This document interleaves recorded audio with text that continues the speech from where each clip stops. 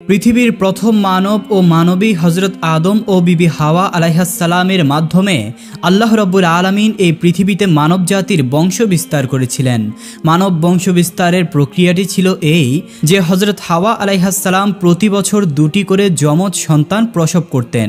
সেই সন্তানদের একটি হতো পুরুষ এবং অপরটি হতো নারী। হজরত আদম ও বিবি হাওয়ার প্রথম জোড়ার পুরুষ সন্তানটির নাম রাখা হয়েছিল কাবিল এবং কন্যা সন্তানের নাম রাখা হয়েছিল আকলিমা। দ্বিতীয় জোড়ার পুরুষ সন্তানটির নাম রাখা হয়েছিল হাবিল এবং কন্যা সন্তানের নাম রাখা হয়েছিল গাজা। কাবিলের সাথে জন্মগ্রহণকারিণী বোন আকলিমা ছিল অত্যন্ত রূপসী সুন্দরী। আল্লাহ রব্বুল আলামিন তাকে সীমাহীন রূপ সৌন্দর্য দান করেছিলেন। পক্ষান্তরে হাবিলের সাথে জন্মগ্রহণ করা কন্যা সন্তান গাজা তেমন রূপবতী ছিল না। আল্লাহ রব্বুল আলামিন তাকে তেমন রূপ সৌন্দর্য দেননি। এভাবেই প্রতি বছর বিবি হাওয়া আলাইহাসসালাম যমজ সন্তান জন্মদান করতে লাগলেন এবং মানবের বংশ বিস্তার হয়ে চলল। তাদের প্রথম 2 জোড়া সন্তানগুলি যখন বিয়ের বয়সে উপনীত হলেন তখন আল্লাহ রব্বুল আলামিন একটি বিশেষ নির্দেশ নিয়ে জিব্রাইল আলাইহিসসালামকে আদম আলাইহিসসালামের কাছে প্রেরণ করলেন। হযরত জিব্রাইল আলাইহিসসালাম আদম আলাইহিসসালামের কাছে উপস্থিত হয়ে বললেন, হে আল্লাহর নবী আদম, আপনার প্রথম 2 জোড়া পুত্র কন্যাদের বিবাহের বয়স হয়েছে। আল্লাহ রব্বুল আলামিনের উদ্দেশ্য হলো মানবের বংশ বিস্তার করা, অতএব আপনি তাদের মাঝে বিবাহ সংগঠিত করুন। তবে এই ক্ষেত্রে আল্লাহ রব্বুল আলামিনের নির্দেশ ছিল একই জোড়া পুত্র ও কন্যার মধ্যে বিবাহ সংগঠিত হতে পারবে না, বরং এক জোড়ের পুত্রের সাথে অপর জোড়ের কন্যার বিবাহ হবে। সাবধান যাতে কোনোভাবেই এক জোড়ের পুত্র কন্যাদের মাঝে বিবাহ সংগঠিত না হয়। এই বলে হযরত জিব্রাইল আলাইহিস সালাম বিদায় গ্রহণ করলেন। আল্লাহ রব্বুল আলামিনের পক্ষ থেকে নির্দেশ লাভ করে হযরত আদম আলাইহিস সালাম তার 2 পুত্র হাবিল ও কাবিলকে ডাকলেন এবং তাদেরকে বললেন, হে বৎস, আল্লাহ রব্বুল আলামিনের পক্ষ থেকে একটি বিশেষ নির্দেশ এসেছে। তোমাদের বিবাহের বয়স হয়েছে আর আল্লাহ রব্বুল আলামিনের উদ্দেশ্য হলো মানবের বংশ বিস্তার করা, অতএব আমি তোমাদের মাঝে বিবাহ সংগঠিত করে দিতে চাই।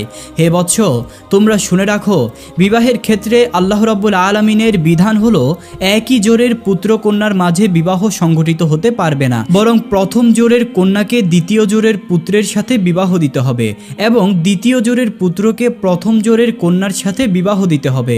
সুতরাং কাবিল বিবাহ করবে গাজাকে এবং হাবিল বিবাহ করবে আকলিমাকে। পিতার এইরূপ আদেশ শুনে হাবিল নীরব রইল, কিন্তু কাবিল প্রবল আপত্তি করে বসল এবং সে প্রতিবাদের সুরে বলে উঠল, হে আমার পিতা, আপনি আমাদেরকে যে নির্দেশ দিচ্ছেন তা বড় অন্যায় ও ইনসাফহীন একটি নির্দেশ। আকলিমা আমার সাথে জন্মগ্রহণ করেছে, যুক্তির দাবি এটাই যে তাকে আমার সাথেই বিবাহ দেওয়া হবে, আর গাজা হাবিলের সাথে জন্মগ্রহণ করেছে, অতএব তাকে হাবিলের সাথেই বিবাহ দেওয়া হোক। আমার বোন আকলিমা অনেক সুন্দর ও সুশ্রী, পক্ষান্তরে গাজা অনেক কুৎসিত। আমি আমার বোন আকলিমাকে ছাড়া অন্য কাউকেই বিবাহ করব না। সুতরাং হাবিল তার কুৎসিত বোন গাজাকে বিবাহ করুক আর আমি আমার সুন্দরী বোন আকলিমাকেই বিবাহ করব। আল্লাহ তাআলা তো আমাদেরকে মায়ের গর্ভে জোড়ায় জোড়ায় সৃষ্টি করেছেন, অতএব দুনিয়ার জমিনে ভূমিষ্ঠ হবার পরে আপনি কেন এই জোড়া ভাঙতে চাচ্ছেন? এটা তো কঠিন জুলুম, অত্যাচার এবং ন্যায় নীতিহীন একটি আদেশ। হে আমার পিতা, আমার মনে হয় আপনি হাবিলকে অধিক ভালোবাসেন, তাই তার সাথে আমার সুন্দরী বোন আকলিমাকে বিবাহ দিতে চাচ্ছেন। তবে আমিও আমার পরিষ্কার সিদ্ধান্ত জানিয়ে দিচ্ছি, আমি হাবিলের সাথে আকলিমার বিবাহ কোনোভাবেই মেনে নিব না। যে করেই হোক আমার বোন আকলিমাকে আমিই বিবাহ করব। আমি আপনাকে আগেই জানিয়ে দিচ্ছি, আমাদের বিবাহ নিয়ে যদি কোনো দুর্ঘটনা সৃষ্টি হয় তাহলে তার জন্য আপনিই দায়ী থাকবেন। কাবিলের কথা শুনে আদম আলাইহিসসালাম বললেন, বৎস, তুমি হয়তো মনে করছো যে এগুলি আমার নিজের বানানো কোনো কথা, কিন্তু আমি এবার নিজে থেকে কোনো কিছুই বানিয়ে বলছি না। আমি আল্লাহ রব্বুল আলামিনের হুকুমগুলি তোমাদেরকে শুনিয়ে দিচ্ছি মাত্র। আর তুমিও জেনে রাখো, আল্লাহ রব্বুল আলামিনের বিধানের সামান্যতম আমি নড়চড় করব না। তার নির্দেশ অনুসারেই তোমাদের বিবাহ সংগঠিত হবে। আমি একবার তার হুকুম অমান্য করে বেহেশত থেকে দুনিয়ায় নিক্ষিপ্ত হয়েছি, আমি আর কোনোদিন তার কোনো নির্দেশ অমান্য করতে পারবো না। পুনরায় যদি আমি আমার প্রতিপালকের হুকুমের অন্যথা করি তাহলে আমার উপর কোন বিপদ আসবে তা আমি জানি না। আমি আমার প্রতিপালকের আযাব ও শাস্তি নিয়ে অত্যন্ত ভীত সন্তুষ্ট। অতএব হে বৎস, অবনত চিত্তে আল্লাহ রব্বুল আলামিনের হুকুমকে মেনে নাও এবং তিনি যেভাবে বিবাহের ফরমান জারি করেছেন সে মতেই তোমরা বিবাহ করার জন্য প্রস্তুত হয়ে যাও। কিন্তু হযরত আদম আলাইহিসসালামের কোনো নসিহতি কাবিলের কর্ণগোচর হলো না। সে তার জিদের উপরেই অটল থাকলো হযরত আদম আলাইহিসসালাম তাদেরকে বললেন, ঠিক আছে, তোমরা এখন যাও, আমি এই ব্যাপারে আল্লাহ রাব্বুল আলামিনের পরবর্তী নির্দেশের অপেক্ষা করব। অতঃপর আল্লাহ রাব্বুল আলামিনের নির্দেশ আমি তোমাদেরকে জানিয়ে দিব। এরপর হযরত আদম আলাইহিসসালাম আল্লাহ রাব্বুল আলামিনের দরবারে দোয়া করলেন, হে মাবুদ, আমার সন্তানদের বিবাহের ব্যাপারে যে ফিতনা সৃষ্টি হয়েছে তা তুমি সবকিছুই দেখছো, আমাকে এই ব্যাপারে একটি উত্তম ফয়সালা দান করুন, যাতে করে প্রত্যক্ষভাবে তারা এর একটি প্রমাণ পেতে পারে। হযরত আদম আলাইহিসসালামের দোয়ার পরিপ্রেক্ষিতে আল্লাহ রাব্বুল আলামিনের নির্দেশ নিয়ে হযরত জিবরাইল আলাইহিসসালাম তার কাছে আগমন করলেন এবং তিনি বললেন, হে আদম, আপনি আপনার পুত্রদ্বয়কে কুরবানি করার নির্দেশ দিন, তারা তাদের কুরবানি নিয়ে পাহাড়ে রেখে আসবে, অতঃপর যার কুরবানি কবুল করা হবে সেই আকলিমাকে বিবাহ করবে। আল্লাহ রাব্বুল আলামিনের পক্ষ থেকে নির্দেশ প্রাপ্ত হয়ে হযরত আদম আলাইহিসসালাম পুনরায় তার পুত্রদ্বয়কে ডাকলেন এবং তিনি তাদেরকে বললেন, হে বৎসদ্বয়, আল্লাহ রাব্বুল আলামিনের নির্দেশ হলো তোমরা দুজনেই কুরবানি করবে এবং তোমাদের কুরবানির বস্তু পাহাড়ের উপর রেখে আসবে, যার কুরবানিকে আল্লাহ রাব্বুল আলামিন কবুল করবেন সেই আকলিমাকে বিবাহ করতে পারবে। অতএব যাও, তোমরা তোমাদের কুরবানি পাহাড়ের উপর রেখে আসো। হযরত আদম আলাইহিসসালামের যুগে কুরবানির নিয়ম ছিল কুরবানির বস্তু পাহাড়ের উপর রেখে আসা হতো। আল্লাহ রাব্বুল আলামিন যার কুরবানি কবুল করতেন তার কুরবানি আগুন এসে জ্বালিয়ে দিত, আর এটাই ছিল আল্লাহ রাব্বুল আলামিনের কাছে কুরবানি কবুল হওয়ার নিদর্শন। পিতার নির্দেশ পেয়ে হাবিল ও কাবিল তাদের নিজ নিজ মাল থেকে কুরবানির বস্তু সংগ্রহের জন্য চলে গেল। কাবিল ছিল কৃষক, কৃষি কাজ করে শস্য উৎপন্ন করত, সুতরাং সে তার কৃষি পণ্যের মাধ্যমে কুরবানির সামগ্রী সংগ্রহের জন্য মনস্থির করল। পক্ষান্তরে হাবিল ছিল একজন মেষ পালক, সে মেষ চড়িয়েই জীবিকা উপার্জন করত, তাই সে তার মেষগুলি থেকে আল্লাহ রাব্বুল আলামিনের রাস্তায় একটিকে কুরবানির জন্য মনস্থির করল। এক্ষেত্রে সে তার সবচাইতে উত্তম ও মোটা তাজা মেষটিকে আল্লাহ রাব্বুল আলামিনের রাস্তায় কুরবানি করার জন্য ঠিক করলো। অতঃপর কাবিল ও হাবিল দুজনেই তাদের কুরবানি পাহাড়ের উপর রেখে আসলো। মুফাসসিরিনে কিরাম উল্লেখ করেছেন যে হযরত আদম আলাইহিসসালামও তাদের সাথে সেই স্থানে উপস্থিত ছিলেন। এর কিছুক্ষণ পরেই আল্লাহ রাব্বুল আলামিনের পক্ষ থেকে এক খণ্ড আগুন এসে হাবিলের কুরবানিকে জ্বালিয়ে দিল। এই দৃশ্য দেখে হাবিল অত্যন্ত খুশি ও আনন্দিত হয়ে আল্লাহ রাব্বুল আলামিনের দরবারে শুকরিয়া জ্ঞাপন করলো। পক্ষান্তরে কাবিল লজ্জায় ও অনুতাপে হিংস্র ও ক্রুদ্ধ মূর্তি ধারণ করলো। সে আদম আলাইহিসসালামকে বলল, পিতা, আপনি হাবিলকে অধিক ভালোবাসেন এবং তার জন্যই দোয়া করেছেন, তাই তার কুরবানি কবুল হয়েছে, কিন্তু আমাকে আপনি ভালোবাসেন না এবং আমার জন্য দোয়াও করেননি, তাই আমার কুরবানি কবুল হয়নি। এবং সে হাবিলকে লক্ষ্য করে বলল, হাবিল, অবশ্যই আমি তোমাকে হত্যা করব। হাবিল প্রতিউত্তরে বলল, হে ভ্রাতা, তুমি যদি আমাকে হত্যা করার জন্য তোমার হাত সম্প্রসারিত করো, আমি তোমাকে হত্যা করার জন্য আমার হাত সম্প্রসারিত করব না। আমি চাই তুমি আমার পাপ এবং তোমার পাপ বহন করো, আর কেবলমাত্র মুত্তাকিদের পক্ষ থেকেই আল্লাহ রাব্বুল আলামিন কবুল করে থাকেন। হযরত আদম আলাইহিসসালাম তাকে বললেন, বৎস, তুমি নিজের চোখেই প্রত্যক্ষ করলে আল্লাহ রাব্বুল আলামিনের মর্জি ও ইচ্ছা কোনটি। আল্লাহ রাব্বুল আলামিনের মর্জি ও ইচ্ছার প্রতি সন্তুষ্ট থেকে তুমি হাবিলের সাথে সদ্ভাব বজায় রাখো এবং আল্লাহ রাব্বুল আলামিনের ফরমান অনুযায়ী বিবাহ করায় রাজি হয়ে যাও। এতে আল্লাহ রাব্বুল আলামিন অত্যন্ত খুশি হবেন এবং দুনিয়া ও আখিরাত উভয় জাহানেই তোমার কল্যাণ হবে। কিন্তু কাবিল পিতার কোনো কথার দিকেই কর্ণপাত করল না। সে নিজের অপমানের জ্বালায় হাবিলের প্রতি আরও শত্রু ভাবাপন্ন হয়ে পড়ল। সে দৃঢ় প্রতিজ্ঞা করল, যে করেই হোক হাবিলকে সে হত্যা করবেই। এরপর থেকে সে হাবিলকে হত্যা করার জন্য সুযোগ খুঁজতে লাগলো, কিন্তু আদম আলাইহিসসালাম বিদ্যমান থাকার কারণে সে কোনোভাবেই এই সুযোগ পাচ্ছিল না। এর কিছুদিন পরেই আল্লাহ রাব্বুল আলামিনের পক্ষ থেকে হযরত আদম আলাইহিসসালামের কাছে নির্দেশ আসলো, হে আদম, তুমি আমার ঘর বাইতুল্লাহ জিয়ারত করার জন্য মক্কার উদ্দেশ্যে গমন করো। হযরত আদম আলাইহিসসালাম আল্লাহ রাব্বুল আলামিনের পক্ষ থেকে এই নির্দেশ লাভ করার পরে আকাশের দিকে লক্ষ্য করে তিনি বললেন, হে আকাশ, তুমি কি আমার সন্তান সন্ততিদেরকে রক্ষা করার দায়িত্ব গ্রহণ করবে? প্রতিউত্তরে আকাশ বলল, হে আদম, আমি তোমার সন্তানদেরকে রক্ষার দায়িত্ব গ্রহণ করতে পারবো না। এরপরে হযরত আদম আলাইহিসসালাম পাহাড়কে লক্ষ্য করে বললেন, হে পাহাড়, তুমি কি আমার সন্তানদেরকে রক্ষার দায়িত্ব গ্রহণ করতে পারবে? পাহাড় জবাব দিল, হে আদম, আমি তোমার সন্তানদেরকে রক্ষার দায়িত্ব গ্রহণ করতে পারবো না। অতঃপর হযরত আদম আলাইহিসসালাম জমিনকে লক্ষ্য করে বললেন, হে জমিন, তুমি কি আমার সন্তানদেরকে রক্ষা করার দায়িত্ব গ্রহণ করতে পারবে?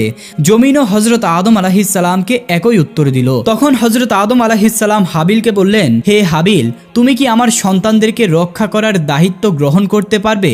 হাবিল বলল, হে আমার পিতা, আল্লাহ রব্বুল আলামিন যদি আমার উপর অনুগ্রহ করেন তাহলে অবশ্যই আমি এই দায়িত্ব গ্রহণ করতে রাজি আছি। এরপরে হযরত আদম ও বিবি হাওয়া স্বীয় সন্তানদেরকে রক্ষণাবেক্ষণের দায়িত্ব হাবিলের কাছে দিয়ে মক্কার উদ্দেশ্যে রওনা হয়ে গেলেন। আদম আলাইহিস সালাম হজে গমন করার পরে কাবিল তার উদ্দেশ্য সিদ্ধির জন্য একটি বিশাল সুযোগ পেয়ে গেল। এতদিনে সে পিতার শাস্তির ভয়ে তার উদ্দেশ্য সিদ্ধ করতে পারছিল না, কিন্তু যখন পিতা তাদের থেকে দূরে চলে গেল তখন আর কিসের ভয়? কোনো একদিন হাবিল তার বকরি ও মেষপাল চড়াতে মাঠে গেল। এরপরে সে ক্লান্ত হয়ে একটি বৃক্ষের ছায়ায় ঘুমিয়ে পড়ল। কাবিল যখন দেখল হাবিল নির্জন একটি প্রান্তরে গাছের ছায়ায় একাই ঘুমিয়ে রয়েছে, তখন সে সেটিকে বিশেষ সুযোগ মনে করতে লাগলো। সে ভাবল হাবিলকে হত্যা করার জন্য এটাই উপযুক্ত সময়, কিন্তু সে একটি বিপদের সম্মুখীন হয়ে গেল। হত্যা করবে তো ঠিকই, কিন্তু হত্যা করবে কোন উপায়ে তা সে স্থির করতে পারল না।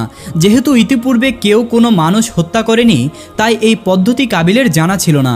মানবজাতির চিরশত্রু ইবলিস যখন দেখল হত্যা করা নিয়ে হাবিল একটি বিশেষ সমস্যায় পতিত হয়েছে, তখন সে ভাবতে লাগলো অবশ্যই তাকে সাহায্য করা আমার একান্ত দায়িত্ব ও কর্তব্য। মূলত সে তো এরকম একটি সুযোগের অপেক্ষায় ছিল, তাই সে আর কাল বিলম্ব না করে একজন পথিকের আকৃতিতে কাবিলের সামনে আত্মপ্রকাশ করলো। অতঃপর সে তার শয়তানি শক্তির বলে একটি কৃত্রিম সাপ তৈরি করলো। সাপটি ধীরে ধীরে মানবরূপী ইবলিসের দিকে এগিয়ে আসতে লাগলো। ইবলিস জমিন থেকে একটি পাথর উঠিয়ে সাপের মাথা লক্ষ্য করে ছুঁড়ে মারল। ফলে সাপের মাথা চূর্ণ বিচূর্ণ হয়ে গেল এবং সেখানেই সাপটি প্রাণ ত্যাগ করলো।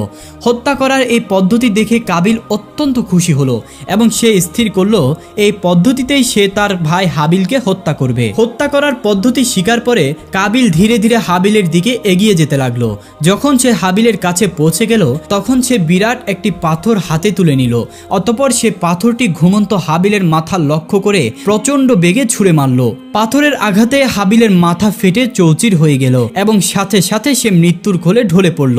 হাবিলের মৃত্যু তো হলো ঠিকই, কিন্তু এখন একটি নতুন সমস্যা দেখা দিল, আর তা হলো এই যে হাবিলের মৃতদেহ কিভাবে গোপন করে নিজের আত্মরক্ষা করবে।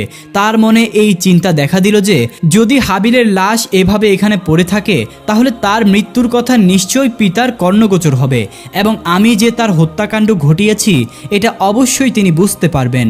সুতরাং হাবিলের মৃত্যুর খবর কিছুতেই যাতে পিতার কানে না পৌঁছে এবং তার লাশেরও যাতে তিনি কোনো সন্ধান না পান, এজন্য তার লাশকে গোপন করে রাখা দরকার। কিন্তু কাবিল বুঝতে পারছিল না যে কিভাবে সে তার ভাই হাবিলকে দাফন করবে। যেহেতু ইতিপূর্বে এ কাজ পৃথিবীর কোনো মানুষই করেনি, তাই কাবিল তার ভাই হাবিলের মৃত লাশ কাঁধে নিয়ে এদিক সেদিক ঘোরাঘুরি করতে লাগলো।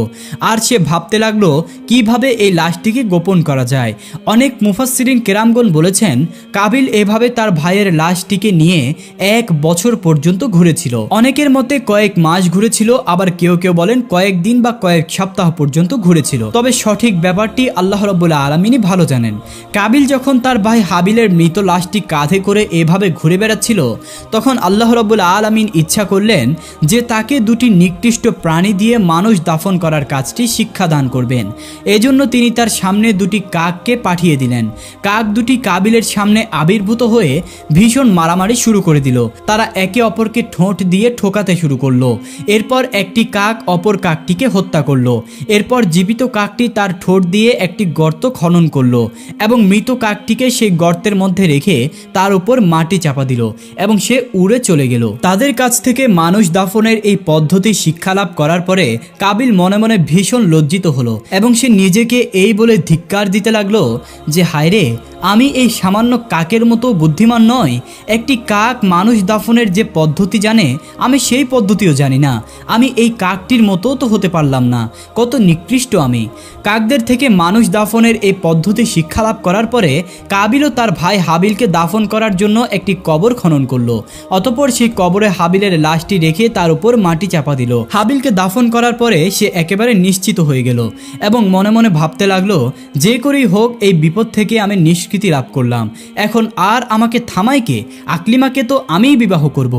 এসব ভাবতে ভাবতে সে পথ চলছিল আর অপেক্ষা করছিল কখন সে বাড়িতে গিয়ে পৌঁছবে। এমন সময় আল্লাহ রাব্বুল আলামিন জমিনকে নির্দেশ দিলেন, হে জমিন, তুমি কাবিলের দেহ হাঁটু পর্যন্ত গ্রাস করে ফেলো, তাকে নাড়াচাড়া করতে দিও না, সে তার নিজের ভাইকে হত্যা করে মহাপাপীতে পরিণত হয়েছে। জমিন সাথে সাথে আল্লাহ রাব্বুল আলামিনের নির্দেশ পালন করলো এবং কাবিলকে হাঁটু পর্যন্ত গ্রাস করে ফেললো। হতভাগ্য কাবিল আর তার পা টেনে জমিন থেকে তুলতে পারল না। সে বুঝতে পারলো এই শাস্তি আল্লাহ রাব্বুল আলামিনের পক্ষ থেকে এসেছে। এই কথা বুঝতে পেরে সে আল্লাহ রাব্বুল আলামিনের দরবারে কাকুতি মিনতি করে বলতে লাগলো, হে মাবুদ, ইবলিস তো গুনাহ করে তোমার দরবার থেকে বিতাড়িত হয়েছিল মাত্র, কিন্তু জমিন থেকে এভাবে তাকে গ্রাস করা হয়নি। আমার অপরাধ কি ইবলিসের অপরাধের চেয়েও বড় যে জমিন আমাকে এভাবে গ্রাস করে নিল? আল্লাহর পক্ষ থেকে তাকে জবাব দেওয়া হলো, ওহে দুরাচার, সে যত বড় অপরাধী করুক না কেন, সে নিজের হাতে নিজের ভাইকে হত্যা করেনি। কাবিল আবার বলল, হে মাবুদ, আমার পিতা বেহেশতে অবস্থানকালে তোমার হুকুম অমান্য করে বড় গুনাহ করেছিল, তাকে তুমি শাস্তি দিয়েছ বটে, কিন্তু তাকেও তো জমিন থেকে এভাবে গ্রাস করে দাওনি। আল্লাহর তরফ থেকে জবাব আসলো, হে নিষ্ঠুর, তোমার পিতা আমার আদেশ অমান্য করে অন্যায় করেছিল নিজের প্রতি, কিন্তু তুমি এমন অপরাধ করেছো যার দ্বারা অন্যের হক নষ্ট হয়েছে, তুমি অন্যের প্রতি অবিচার করেছো, সুতরাং তোমার অপরাধ সর্বাপেক্ষা গুরুতর। এরপর আল্লাহ রাব্বুল আলামিন জমিনকে নির্দেশ দিলেন, হে জমিন, তুমি কাবিলের দেহকে তার বুক পর্যন্ত গ্রাস করে ফেলো। সাথে সাথে জমিন আল্লাহ রাব্বুল আলামিনের হুকুম পালন করলো এবং কাবিলের দেহকে বুক পর্যন্ত গ্রাস করে ফেললো। তখন কাবিল দিশেহারা হয়ে ব্যাকুলভাবে আল্লাহর দরবারে মিনতি জানাতে লাগলো, হে দয়াময় প্রভু, আমি না বুঝে ইবলিসের প্ররোচনায় পড়ে আমার ভাই হাবিলকে হত্যা করেছি এবং আমি মহা অন্যায় করেছি। সত্যি এর চেয়ে বড় অন্যায় আর কিছুই নেই, কিন্তু হে দয়াময়, তোমার রহমত তো অপরিসীম, তুমি সব কিছুই ক্ষমা করে দিতে পারো। হে আল্লাহ, আমি আমার পিতার নিকট শুনেছি যে তার গুনাহটি তুমি তোমার প্রিয় হাবিব সাল্লাল্লাহু আলাইহি ওয়াসাল্লাম এর ওসিলায় ক্ষমা করে দিয়েছিলে। আমাকেও তুমি তোমার সেই মহান হাবিবের বরকতের ওসিলায় ক্ষমা প্রদর্শন করো। এবার আল্লাহ রাব্বুল আলামিন তার প্রিয় হাবিব মুহাম্মদ সাল্লাল্লাহু আলাইহি ওয়াসাল্লাম এর সম্মান ইজ্জত রক্ষার তাগিদে জমিনকে বললেন, হে জমিন, তুমি কাবিলকে ছেড়ে দাও। জমিনের কবল থেকে মুক্তি লাভ করার পরে কাবিল ভাবতে লাগলো, যেভাবেই হোক এই বিপদ থেকে আমি রক্ষা পেলাম, এবার আর আমাকে ঠেকাই কে? আকলিমাকে তো আমিই বিবাহ করব। কাবিল এই কথা চিন্তা করার সাথে সাথে আল্লাহ রাব্বুল আলামিনের একজন আযাবের ফেরেশতা এসে তাকে পাকড়াও করলো এবং তাকে একটি পাহাড়ে বন্দি করে তার মাথায় একটি পাথর দ্বারা আঘাত করলো, আর সাথে সাথে কাবিলের মৃত্যু হয়ে গেল এবং আল্লাহ রাব্বুল আলামিন পুনরায় তাকে জীবিত করে দিলেন। পুনরায় সেই ফেরেশতা তার মাথায় পাথর দ্বারা আঘাত করলো এবং পুনরায় সে মৃত্যুবরণ করলো। বলা হয়ে থাকে কিয়ামত পর্যন্ত এই ফেরেশতা কাবিলকে এভাবেই শাস্তি দিতে থাকবে। সহিহ মুসলিম শরীফে রাসূল করিম সাল্লাল্লাহু আলাইহি ওয়াসাল্লাম এর পক্ষ থেকে একটি হাদিস বর্ণিত হয়েছে। রাসূলুল্লাহ সাল্লাল্লাহু আলাইহি ওয়াসাল্লাম বলেছেন, কিয়ামত পর্যন্ত যত অন্যায় হত্যাকাণ্ড ঘটবে সেই পাপের একটি অংশ আদম আলাইহিস সালামের পুত্র কাবিলের আমল নামায় লেখা হতে থাকবে, কেননা সেই প্রথম ব্যক্তি যে হত্যার মতো ভয়ঙ্কর এই পাপ কাজকে পৃথিবীর জমিনে চালু করেছিল। কাবিল যখন হাবিলকে হত্যা করেছিল তখন আদম আলাইহিস সালাম হজ আদায়ের জন্য মক্কা শরীফে ছিলেন। আদম আলাইহিস সালাম দেশে ফিরে এসে হাবিলের সন্ধান না পেয়ে তার সন্তানদের কাছে জিজ্ঞাসা করলেন, হে বৎস, তোমরা কি তোমাদের ভাই হাবিলের কোনো সন্ধান জানো? আমি তাকে দেখছি না কেন? আদম আলাইহিস সালামের সন্তানগণ তাকে উত্তর দিল, হে পিতা, আপনি হজ করতে যাওয়ার কিছুদিন পর থেকেই আমরা আমাদের ভাই হাবিল ও কাবিল দুজনকেই দেখছি না। আমরা তাদেরকে অনেক খোঁজাখুঁজি করেছি, কিন্তু তাদের কোনো সন্ধান পাইনি। আমরা জানি না তারা কোথায় আছে এবং কি করছে। তাদের কথা শুনে আদম আলাইহিস সালাম বুঝতে পারলেন অবশ্যই কাবিল হাবিলকে হত্যা করেছে, আর সে তো তাকে ইতিপূর্বেই হত্যার হুমকিও দিয়ে রেখেছিল। আর এই দ্বন্দ্বের একমাত্র কারণ যে তার কুপুত্র কাবিলের অন্যায় জেদি ছিল তা তিনি অবশ্য জানতেন। সুতরাং কাবিলের কারণে তার মনে খুব দুঃখ হলো না, কিন্তু হাবিলকে হারিয়ে তিনি একেবারেই শোকাকুল হয়ে পড়লেন।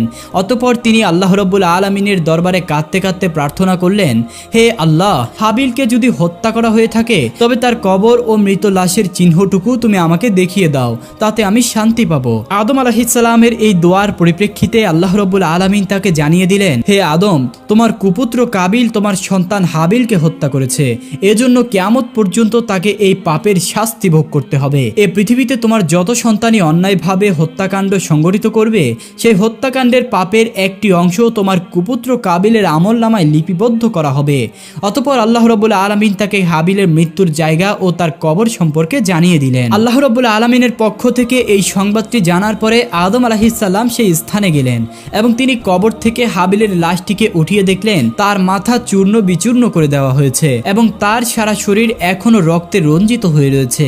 তখন হযরত আদম আলাইহিসসালাম হাবিলের লাশটিকে বাড়িতে নিয়ে আসলেন। পুত্রের এই অবস্থা দেখে বিবি হাওয়াও কাঁদতে কাঁদতে অস্থির হয়ে গেলেন। অতঃপর তারা সিদ্ধান্ত নিলেন হাবিলের লাশটিকে একটি সিন্দুকে করে তারা তাদের কাছেই রেখে দিবেন। তাদের এই চিন্তা করার পরে জিবরাইল আলাইহিসসালাম আল্লাহ রাব্বুল আলামিনের হুকুম নিয়ে তাদের কাছে এসে বললেন, হে আদম ও বিবি হাওয়া, আপনারা যে সিদ্ধান্ত নিয়েছেন এটি আল্লাহ রাব্বুল আলামিনের সিদ্ধান্ত নয়। কোনো মৃত মানুষকে আপনারা আপনাদের কাছে রেখে দিতে পারেন না, বরং আল্লাহ রাব্বুল আলামিনের হুকুম হলো তাকে আপনারা উত্তম রূপে গোসল করিয়ে জমিনে পুনরায় দাফন করে দিন।